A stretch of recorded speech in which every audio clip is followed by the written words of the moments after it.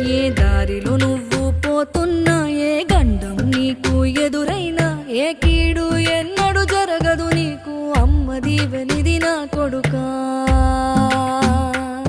ఈ దిక్కులు నీతో కదిలేను, ఆ చుక్కలి దిష్టి తీసేను, ఏ గాలి ధూళి సోకదు నిన్ను, అమ్మ దీవెనిది నా కొడుకా.